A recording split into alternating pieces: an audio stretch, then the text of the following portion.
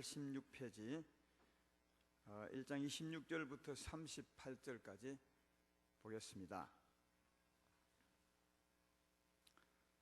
26절부터 여섯째 달에 천사 가브리엘이 하나님의 보내심을 받아 갈릴리 나사렛이란 동네에 가서 다윗의 자손 요셉이라 하는 사람과 약혼한 처녀에게 이르니 그 처녀 이름은 마리아라.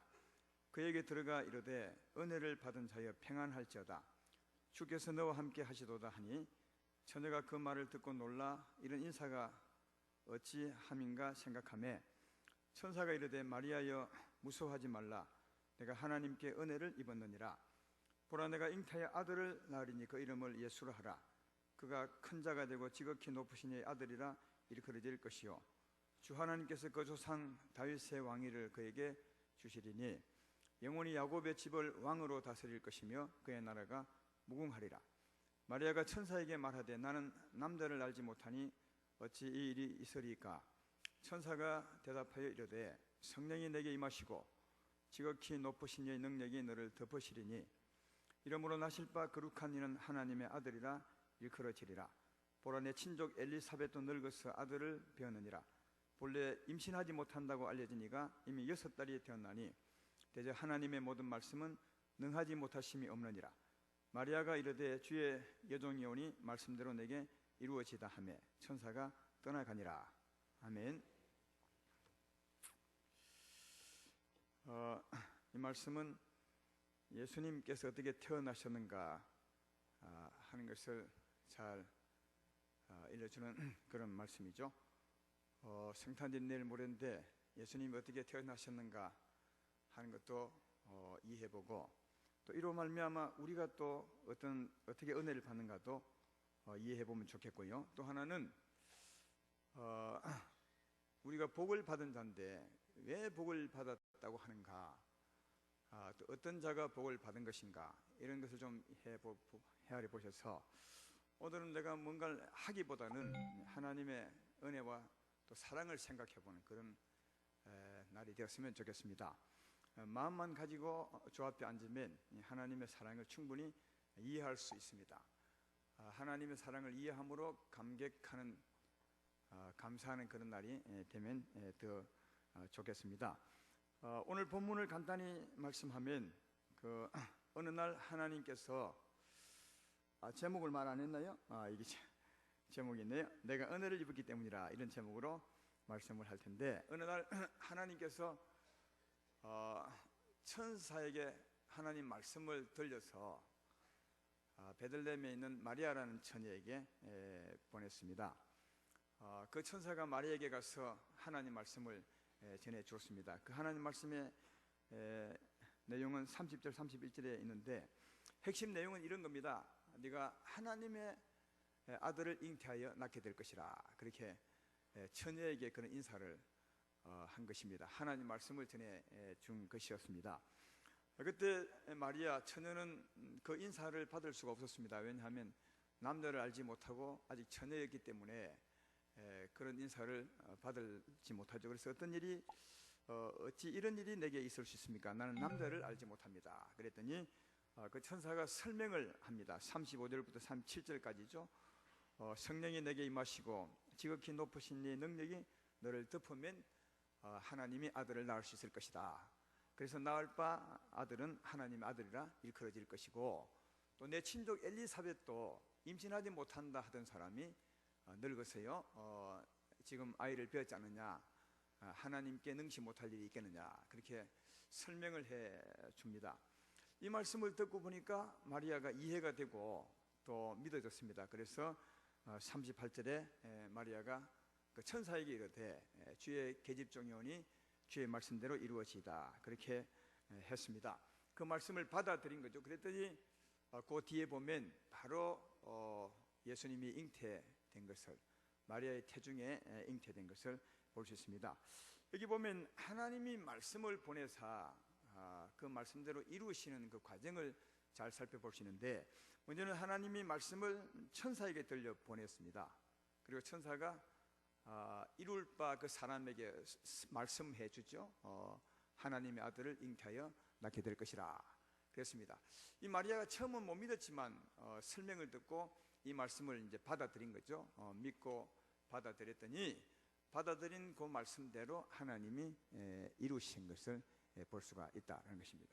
그러니까 하나님이 말씀을 보내사 말씀대로 이룰 때는 항상 이런 과정으로 이룹니다. 이 말씀을 왜 하냐면 우리도 늘 말씀을 듣고 말씀대로 되기를 바라며 사는데 역시 우리에게도 이와 똑같은 과정으로 하나님이 말씀을 주고 말씀대로 은혜를 베풀어 주신다는 겁니다. 다만 차이가 하나 있습니다. 차이가 뭐겠어요?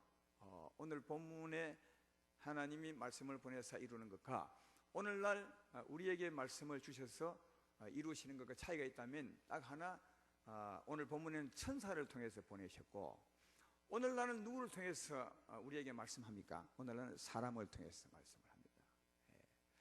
성경에 의하면 예수님이 오시기 전에는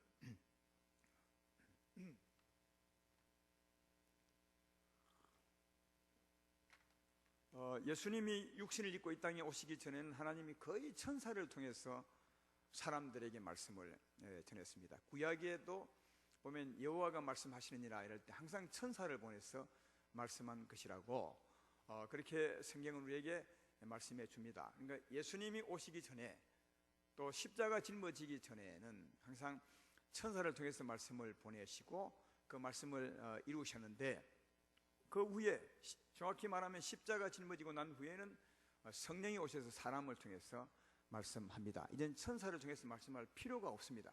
왜냐하면 성령이 사람에게 오셔서 사람을 통해서 말씀할 수 있게 되었기 때문에 이제는 천사를 통해서 말할 필요가 없고 사람을 통해서 사람에게 말할 수가 있게 된 것입니다. 그러므로 사랑하는 아름다운 교회 성도님들이여, 하나님은 오늘날 말씀 전하는 사람을 통해서 말씀한다는 사실을 꼭 기억하고 마리아가 천사를 통한 하나님 말씀으로 받았던 것처럼 여러분들은 사람의 말을 하나님 말씀으로 받으셔서 믿기를 주의 이름으로 축원합니다.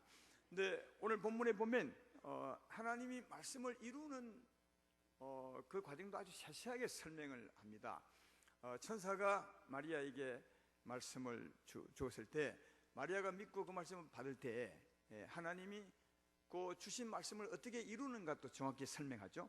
35절에 보면 이루는 과정을 아주 상세하게 설명합니다. 35절 한 번 더 읽어보면 천사가 대답해 이르되 성령이 내게 임하시고 지극히 높으신 이의 능력이 너를 덮으시리니 이러므로 나실 바 거룩한 이는 하나님의 아들이라 일컬어지리라.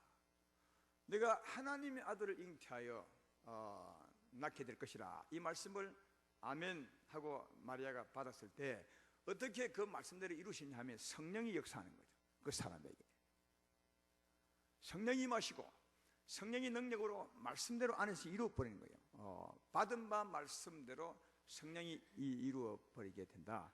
그래서 성령이 그 말씀대로 이루심으로 하나님의 아들이 나게 될 것이다. 그렇게 말씀하죠. 지금도 꼭 같습니다. 우리가 하나님 말씀을 받지 않습니까? 믿고 받아들일 때 아멘으로 믿고 받아들이면 정말 믿으면 성령이 역사하죠. 그래서 우리에게 주신 말씀을 성령이 이루시는 겁니다. 사람이 이루는 것이 아니라 우리가 믿을 때 성령이 역사하사 그 말씀대로 이루어서 우리는 말씀의 은총을 받게 되는 것을 볼 수 있습니다. 치유의 말씀을 받으면 성령이 역사하사 치료하시고 또 힘에 대한 생명에 대한 말씀을 받으면 하나님이 생명을 주시고 힘을 주시고 또 축복의 말씀을 받으면 하나님 역사하사 축복을 이루어 준다는 것을 알 수가 있는 거죠. 그래서 말씀하시고 우리가 말씀을 믿고 받는데 그냥 가만히 있는 것이 아니라 성령이 임하시고 성령이 역사하사 그 말씀을 이루신다는 사실을 잘 발견해 볼 수가 있습니다. 그러면 말씀 들을 때 우리 곁에 계신 성령님, 우리와 함께 계신 성령님을 의식하지 않으면 안 됩니다. 지금 목사의 말과 사람만 있는 것이 아니라 이름만 있는 것이 아니라 여기 가장 중요한 분은 하나님이십니다. 가장 중요한 분은 성령 하나님이십니다. 이분이 말씀하시고 이 말씀을 받아들인 사람에게 역사하사 그 말씀을 이루어 준다는 사실을 잘 알 수가 있습니다. 그러므로 우리가 말씀 받아 사는 게 얼마나 중요한지 모를 일이다 하는 겁니다. 사도행전 2장에 보면 베드로가 설교하죠. 오순절날 성령의 은혜를 받습니다. 그리고 난 후에 많이 모인 사람들에게 또 그 오순절날 현상을 모르는 의문하는 사람들에게 베드로가 설교하게 되는 것을 사도행전 2장에서 볼 수 있습니다. 정확히 말하면 베드로가 설교하는 것이 아니라 누가요? 하나님이 천사 통해서 말씀한 것처럼 하나님의 성령이 베드로 통해서 말씀하는 겁니다. 하나님 말씀하는 거죠. 근데 이 말씀을 받았던 사람이 어떤 일이 있었냐 하면 사도행전 2장 41절에 나와 있습니다. 그 말을 받은 사람들은, 베드로 설교죠, 받은 사람들은 세례를 받으며 이날에 신도의 수가 3,000이라도 하더라. 베드로의 설교를 받은 사람이 전부 구원을 받았다는 거예요. 무려 3,000명이나. 어떻게 이런 일이 있을 수 있는가? 이런 일이 충분히 있을 수 있는 것은 하나님의 역사입니다. 근데 베드로가 이날 설교할 때 설교 내용을 다 설명할 수 없지만 사도행전 2장을 보면 이런 내용이 있습니다. 먼저는 베드로가 죄에 대해서 설명합니다. 회개에 관한 설교를 하는 것을 볼 수 있습니다. 우리 인생은 다 죄인으로 태어나 죄를 짓는 죄인이라고 그렇게 설명하면서 하나님이 그 아들을 보내신 것은 이 인생을 죄에서 구원하기 위해서 죄짐을 짊어지고 죽게 하셨느니라, 이런 설교를 하죠. 근데 베드로 설교 듣고 있는 사람들은 사실은 직접이나 간접적으로 예수님을 죽인 사람들이거든요. 얼마 전에 오순절날 모였으니까 50일 전에 정확히 골고다 언덕에서 예수님을 죽여라 했거나 아니면 죽음에 동참했거나 이런 죽음에 동참했거나 이런 사람들이었거든요. 그래서 이들은 그 말을 듣고 처음에 수긍이 안 갔지만 그러나 베드로가 설명합니다. 너희가 예수를 죽였지만 너희가 죽인 것이 아니라 사실은 하나님이 우리 인생의 죄짐을 짊어지고 너희의 죄를 포함한 모든 죄짐을 짊어지고 죽게 하셨느니라, 그렇게 말했습니다. 그래서 이 베드로가 죄에 대하여 회개에 대하여 예수의 십자가에 대해서 전할 때 주로 회개케 하는 말씀을 전할 때 어떤 현상이 생겼냐면 그 설교를 듣고 있던 많은 사람들이 막 마음에서 이상한 현상이 생겼습니다. 어떤 현상이냐 하면 많이 막 가책이 생기는 거예요. 막 자기가 죄인 같기도 하고 예수님을 죽인 사람도 죽였겠지만 그곳에 있었던 사람도 막 주님을 죽인 것 같은 굉장한 가책이 막 올라왔어요. 그때 그 상황을 그 사람들의 마음을 표현한 말씀이 있습니다. 사도행전 2장 37절에 이렇게 말하죠. 그들이 이 말을 듣고 마음에 찔려 베드로의 설교를 듣고 마음에 막 가책을 굉장히 아팠다는 거예요. 찔려서 다른 사도들에게 물어 이르되 형제들아 우리가 어찌하면 좋겠느냐, 한번 이 마음을 한번 헤아려 보라고요. 설교 들을 때 갑자기 뭐 마음이 찔리는 거예요. 죄인 같고 예수님을 죽인 흉악한 죄인 같은 거예요. 그래서 이 일을 어찌하면 좋을꼬 그렇게 다른 사도들에게 설교하는 베드로에게는 묻지 못하고 물었던 것을 볼 수 있습니다. 여러분, 왜 설교될 때 이런 현상이 생겼겠어요? 이게 하나님의 역사입니다. 성령의 역사입니다. 회개에 관한, 죄에 관한 말씀을 들을 때 이 말씀을 받아들인 자에게 성령이 역사해서 그 말씀대로 회개케 하는 거죠. 말씀 들을 때 이런 일이 있었던 것을 볼 수 있습니다. 성령이 곁에 계시고 그 말씀을 받은 자에게 성령이 임하셔서 회개시키는 것을 볼 수가 있는 거죠. 그리고 이 회개한 자들에게 베드로가 이어서 또 설명하는, 말씀하는 내용이 뭐냐면 사도행전 2장 38절에 나와 있습니다. 베드로가 이르되 너희가 회개하여 각각 예수 이름으로 세례를 받고 제사함을 받으라, 그리하면 성령을 선물로 받으니. 그러니까 설교 듣고 이미 회개한 사람들이었어요. 회개 지금 막 하고 있기도 하고요. 또 회개할 사람도 많았겠죠. 그런 사람들에게 정확하게 정리를 해주는 거죠. 너희가 회개하고 그 죄를 담당한 예수를 믿음으로 제사함을 받으면, 그 죄를 담당한 예수 이름으로 세례를 받으면 제사함을 받게 될 것이고 성령을 선물로 받게 될 것이다. 그래서 회개하라는 그 말씀을 받아들인 사람이 다 회개하게 되고, 그리고 이어진 말씀을 믿음으로 받아들여서 그날에 세례받은 사람이 몇 명이라고요? 3,000명이나 되었다.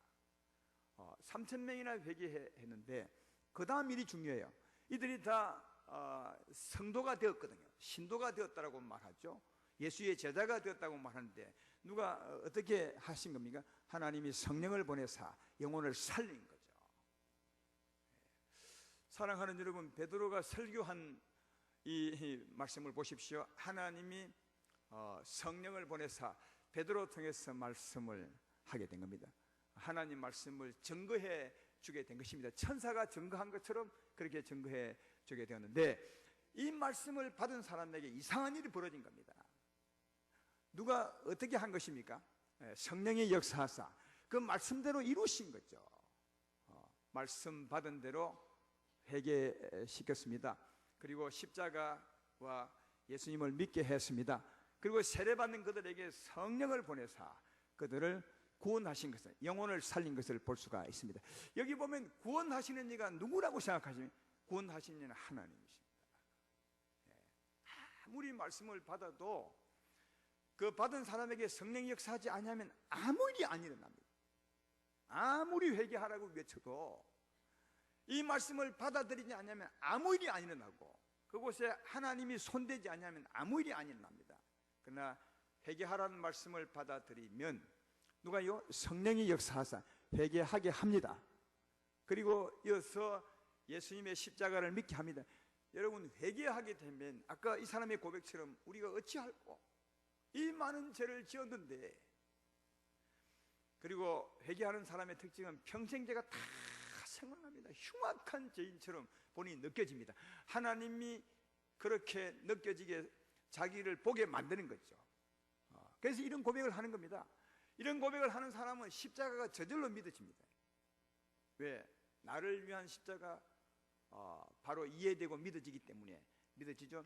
회개케 하고 십자가를 믿게 하시고 그런 자에게 성령을 보낸 이가 누구라고요? 하나님이시라는 거예요. 그러니까 구원은 하나님이십니다. 그러니까 받은 말씀대로 이루셔서 구원하는 이는 하나님이시다 하는 거죠.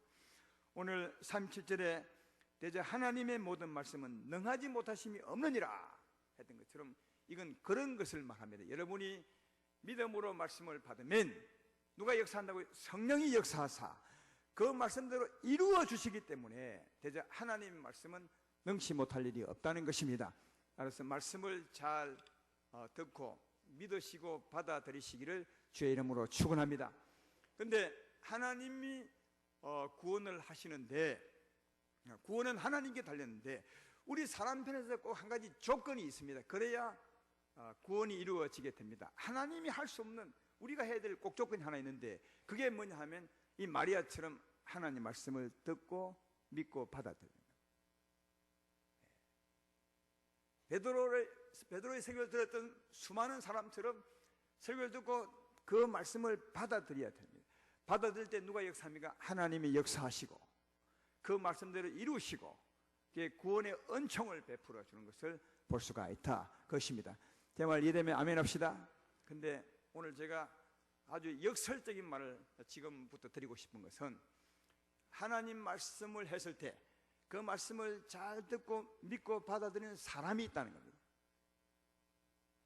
이걸 다르게 말하면 말씀을 들었을 때 아무리 예수도 믿어지지 않는 사람이 있다는 거예요. 하나님 말씀이 잘 믿어져서 받아들여지는 사람이 있는가 하면, 반대로 말하면 받아들여지지 않는 사람도 있다는 거예요. 받아들이는 사람이 복이 있는 사람이고 받아들이지 않는 사람이 복이 없는 사람이죠. 그럼 어떤 사람이 하나님 말씀이 믿어지고 잘 받아들이게 되겠는가?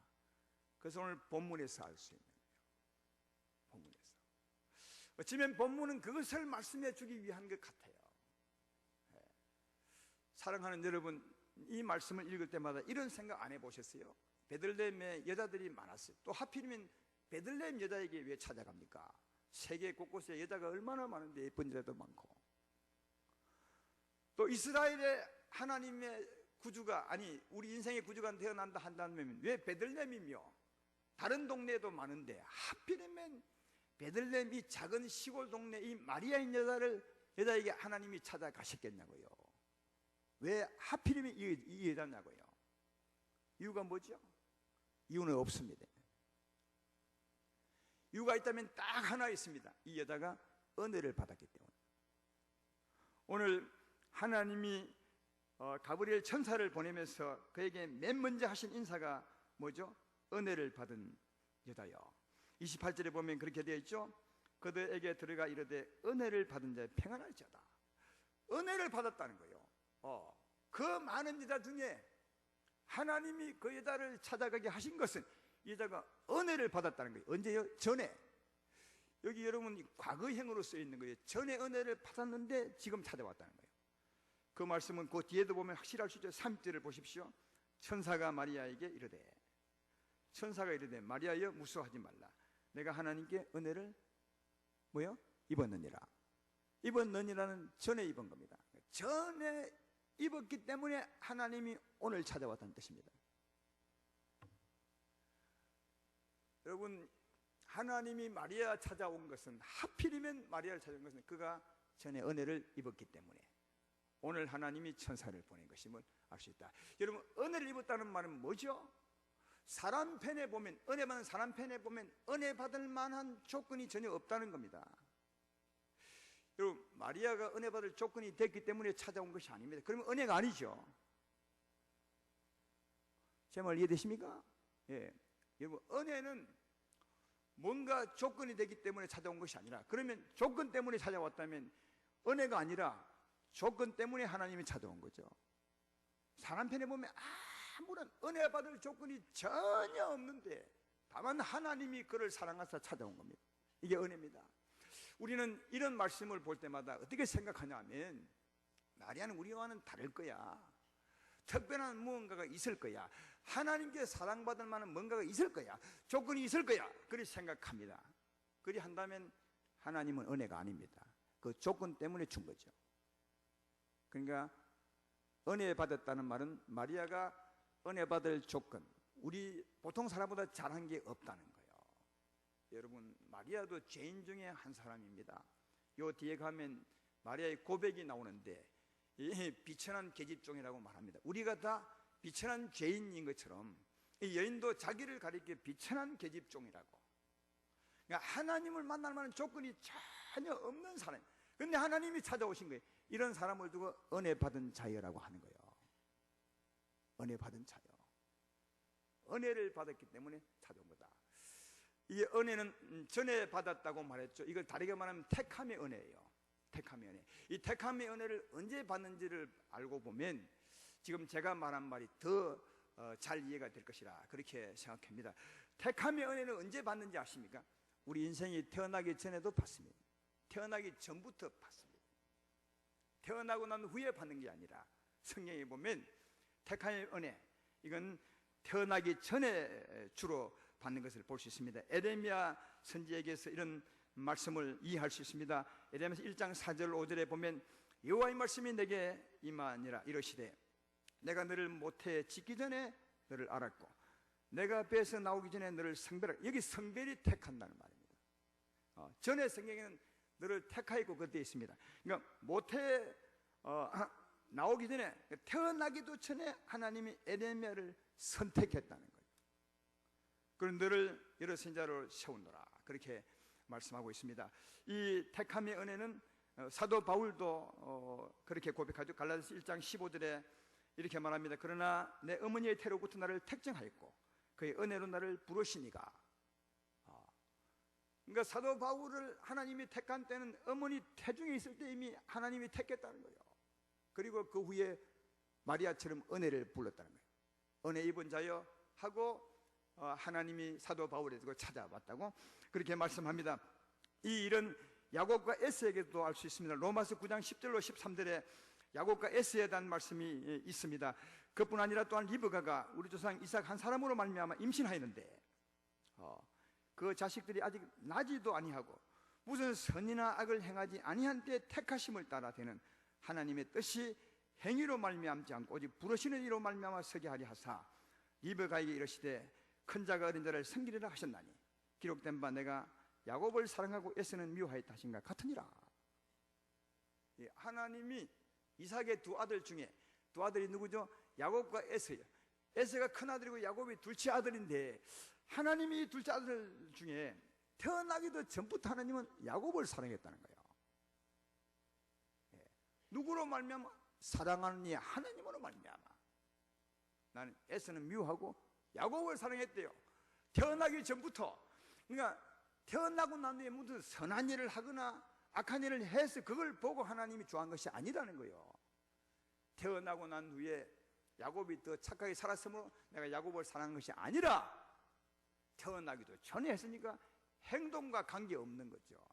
사랑하는 여러분, 이 말씀을 보면 은혜에 입는 것은, 택함을 받는 것은 우리의 뭔가 선하고 악하고 이거 아무 관계없이 누구로 말미암아 택하는 하나님의 마음이라는 거예요.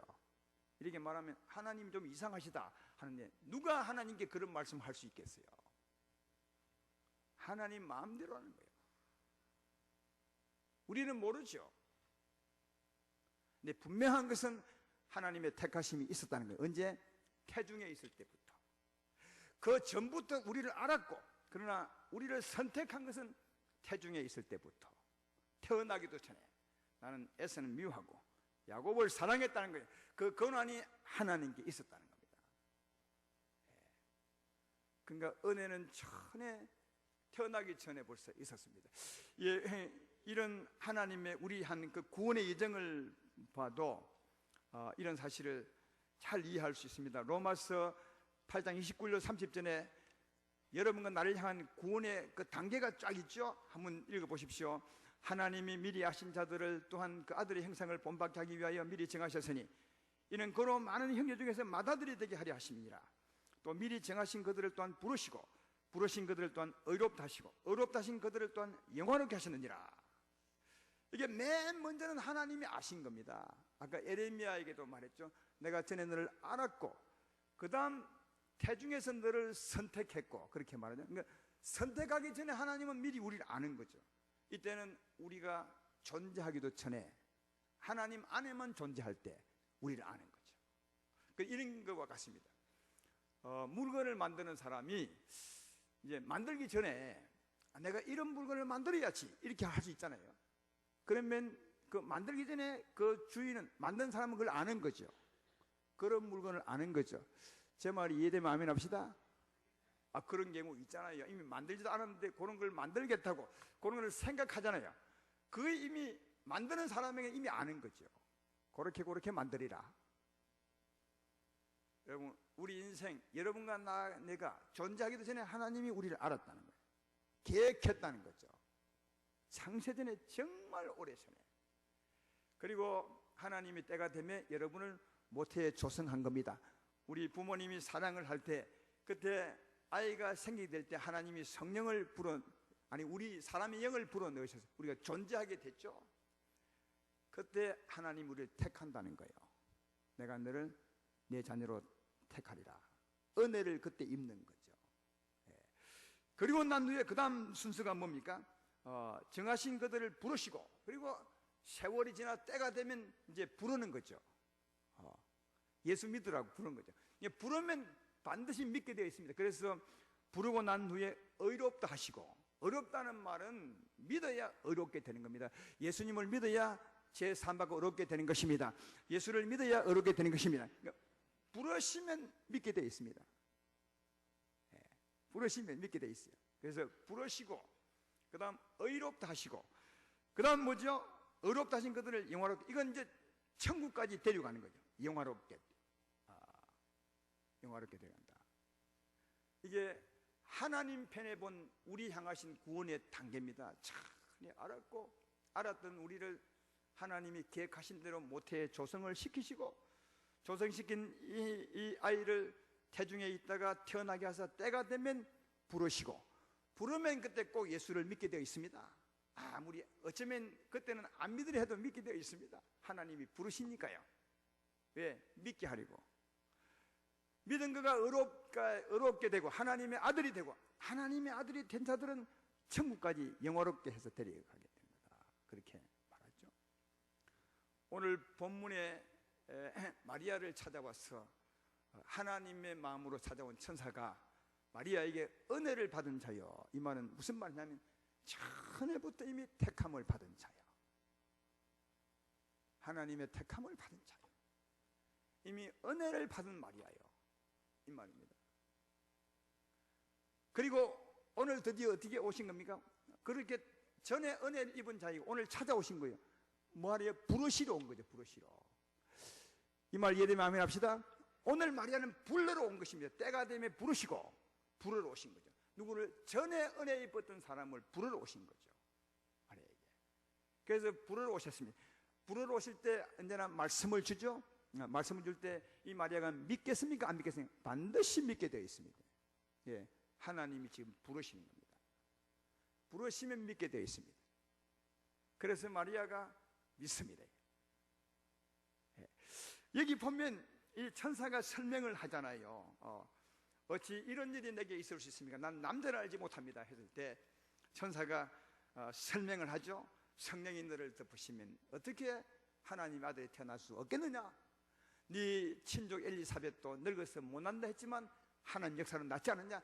하나님이 능치 못할 일이 있겠느냐? 그렇게 이 말 설명을 잘하고 이해가 됐기 때문에 마리아가 믿었다고 생각하는데, 물론 그럴 수도 있겠지만 꼭 기억하시기를, 아무리 설명을 잘하고 이해가 돼도 안 믿어지는 게 있습니다. 이게 사람은 참 이해된다고 다 믿어지는 것이 아닙니다. 이런 분 있잖아요. 우리가 복음을 전해보거나 뭘 설명하게 되면 이해는 되는데 안 믿어집니다. 이러죠. 여러분, 이해된다고 다 믿어지는 것이 아니라 이해되는 것이 믿어져야만 믿어지는 겁니다. 이 믿어지는 게 누가 한다고요? 이해되게도 하나님이 하시고, 이해되는 것을 믿어지게 하는 일도 하나님이 하신다는 거예요. 제 말이 되면 아멘 합시다. 부르시면 반드시 믿게 되어 있어요. 왜? 하나님이 믿게 하려고, 그래서 의롭게 하려고 찾아왔기 때문에 믿게 되는 거예요. 마리아가 믿은 것은 하나님이 믿게 하신 겁니다. 주여, 내가 여종이 오니 말씀대로 내게 이루어지이다. 이거 마리아가 한 것 같지만 하나님이 믿게 하신 겁니다. 하나님으로 이런 고백을 한 것으로 알 수가 있습니다. 근데 마리아가 믿었는데 지금 왜 믿게 되었느냐? 저 전에 근원을 따지보면 그가 하나님의 은혜를 받은 자이기 때문에 하나님이 때가 되면 찾아오셨고, 그를 믿게 했기 때문에 마리아가 믿은 것입니다. 제 말 이대로 아멘 합시다. 그래서 은혜를 입었기 때문에 믿은 자가 되는 거예요. 우리도 꼭 같습니다. 사랑하는 여러분, 예수님이 믿어지시죠? 회개가 되고 십자가 바라보면 내 죄를 짊어지시고 죽으신 예수님이 믿어지게 되고, 그래서 영생을 얻으셨죠. 그리고 또 그 후에도 하나님 말씀 참 어려운데 다 믿어지시죠. 왜 믿은지 아십니까? 이유가 딱 하나 있으면 여러분이 은혜를 받은 자이기 때문에 그렇습니다. 은혜를 받은 자이기 때문에 믿어지는 겁니다. 은혜 받은 자가 아니면 아무리 했어도 안 믿어집니다. 믿어지는 것은 은혜를 받았기 때문입니다. 그래서 믿어지는 자가 은혜를 받았으므로 그가 복 있는 자라는 거예요. 하나님 앞에. 우리가 처음을 좀 아셔야 돼요. 그래야 정말 바르게 살 수 있어요. 이 처음에 받은 이 은혜의 마음, 시작의 마음이 무엇인지를 아셔야 됩니다. 이 믿음이 하나님의 은혜구나. 아니, 내가 믿는 것은 하나님의 은혜를 입었기 때문이구나. 내가 태어나기 전부터. 이걸 알면 진짜 하나님 은혜에 감사하게 되죠. 겸손하게 되고 그렇다는 겁니다. 그래서 우리가 믿고 또 믿어지고 또 믿어질 것은 하나님의 은혜를 받은 자이기 때문이고, 은혜를 받은 자이기 때문에 네가 복이 있는 거다. 그렇게 말하는 거죠. 마태복음 16장에 예수님이 제자들을 불러놓고 그들에게 묻잖아요. 사람들은 나를 누구라 하느냐? 사람들은 엘리야라 하기도 하고 에레미야 중에 에레미야라 하기도 하고 선지자 중에 한 사람이라고도 합디다. 그렇게 말하니까 예수님이 제자들을 향해서 말, 너희는 나를 누구라 하느냐? 그때 성품 급함, 성질 급한 베드로가 제일 먼저 말하죠. 예수께 대답해 이르되, 아니, 주는 그리스도시요 살아계신 하나님의 아들입니다. 이렇게 아주 정확하게, 주는 그리스도시요 살아계신 하나님의 아들로서 우리의 구세주라는 거예요. 베드로가 이 고백을 하죠. 그때 예수님이 너무너무 기분 좋으셔서 하신 말씀이 마태복음 16장 17절 말씀 아닙니까? 예수께서 대답해 이르시되, 바요나 시몬아, 내가 복이 있도다. 이를 내게 알게 한 이는 헬육이 아니요 하늘에 계신 내 아버지시니라. 주는 그리스도시요 살아계신 하나님의 아들입니다. 이 고백을, 이 믿음으로 고백한 것은 베드로가 말했지만 누가 믿게 한 거라고요? 하나님이 믿게 했다는 거예요. 하나님이 믿게 한 거다. 여러분, 왜 하나님이 베드로 하여금 믿게 했습니까? 다시 말하면 베드로가 왜 믿게 된 것입니까? 그 전에 베드로가 어떤 자입니까? 은혜를 받은 자라는 거예요. 그래서 예수님이 네가 복이 있다는 거예요. 네가 복이 있다는 거예요. 이해가 되십니까? 이거 잘 이해 못한 것 같은데 지금 보니까 아멘 소리가 들리죠. 다시 말해보면 베드로가 주는 것이 살아계신 하나님 아들입니다. 예수님을 정확하게 믿음으로 고백하셨어요. 그런데 베드로가 고백했지만 누가 믿게 했더니 하나님 믿게. 하나님 믿게 했다면 그런 믿기 전에 어떤 사람이란 말입니까? 은혜를 입은 자라고요. 택함을 받았기 때문에 그때 믿은 것이라고요. 이해가 되시죠? 마리아도 마찬가지입니다. 지금 믿는 것은 은혜를 받은 사람이기 때문에 지금 믿는 거예요. 은혜를 네가 받은 자이기 때문에 지금 믿는 거다. 그래서 네가 은혜 받은 자인 거로 너는 복 있는 자다. 그렇게 베드로에게 말씀하는 것을 볼 수가 있습니다. 사랑하는 여러분, 은혜 입은 자가 복이 있습니다. 세상에 가장 복 있는 자라면 은혜 입은 자요. 태어나기도 전부터 은혜 입은 자, 그다 하나님의 손에 이런 사람이 있다는 거예요. 은혜 입은 자의 표식이 뭡니까? 언젠가 믿더라는 거예요. 믿는 것 자체가 은혜를 오랜전에 입었기 때문에 지금 믿게 된 것이라는 것입니다. 이해가 되십니까? 왜냐하면 은혜 입은 자는 반드시 하나님이 찾아옵니다. 마리아를 찾아온 것처럼 찾아오십니다. 뭐 하려고? 믿게 하시려고. 그래서 반드시 믿게 되는 겁니다. 따라서 믿는 자는 은혜를 입은 자임을 알 수가 있습니다. 믿는 자는 은혜를 입은 자입니다. 근데 혹시 지금까지도 안 믿어지는 분이 있으면 염려는 하지 마세요. 왜냐하면 하나님이 때가 있거든요. 내가 은혜 입은 자지만 하나님이 믿게 할 때가 있는 거예요. 다시 말해 찾아오실 때가 있는 겁니다. 그래서 하나님의 은혜를 입었지만 지금은 믿어지지 않을지라도 언젠가 찾아오면 반드시 믿어지게 되는 것입니다. 그래서 혹시 못 믿는 자가 있을지라도 너무 염려하지 말고 걱정하지 말고 다만 하나님을 바라보시면 될 것입니다. 왜냐하면 우리가 하나님 믿게 한다 해서 우리는 가만히 있는 것이 아닙니다.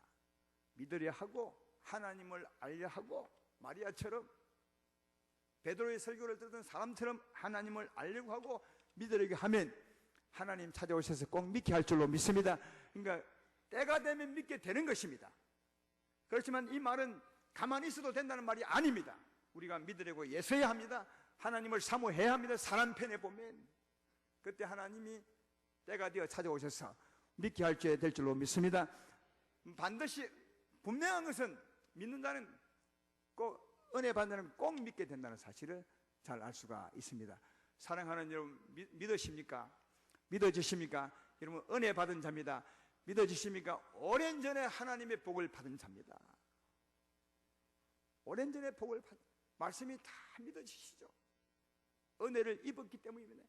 여러분의 머리가 좋아서 그런 것이 아닙니다. 여러분의 수고가 정말 아닙니다. 하나님의 은혜를 입었는 거로 하나님의 은혜로 우리가 믿어지게 되는 것입니다. 그러므로 하나님 말씀이 믿어져서 회개가 되고 하나님 말씀이 믿어져서 영생을 얻고 하나님 말씀이 믿어져서 내가 병 고침을 받고 하나님 말씀이 믿어져서 힘을 얻고 하나님 말씀이 믿어져서 그 은혜로 살아가는 사람이 있다면 하나님의 은혜입니다. 하나님의 은혜입니다. 절대로 교만하지 마십시오. 내가 잘한 것처럼 내가 특별히 뭔가를 했기 때문에 하나님이 은혜를 베푼 것이 아닙니다. 그런 것이 아니라 하나님의 은혜를 받은 자인 거로 믿게 된 것이고 믿을 때 하나님이 역사하사 그 말씀대로 이루어 준 것입니다. 병을 고쳐준 것이고 여러분의 삶이 형통케 한 것이고 은혜를 베풀어 주신 것입니다. 그러므로 은혜를 풍성히 누리되 꼭 기억할 것은 이건 하나님의 은혜입니다. 내가 내된 것은 나의 힘이 아니요 나의 선천적인 선함이 아니라 하나님의 은혜입니다. 나는 죄인 중에 한 사람에 불과해서 나를 선택하신 도 하나님이시고 찾아오시사 나를 부르신 이도 하나님이시고 나를 믿게 하사 은총을 주신 이도 하나님이신 저 나의 모든 삶 나의 모든 은혜가 하나님의 은혜입니다. 하나님의 은혜 하나님께 영광을 돌리며 살아가는 여러분 되기를 주의 이름으로 축원합니다.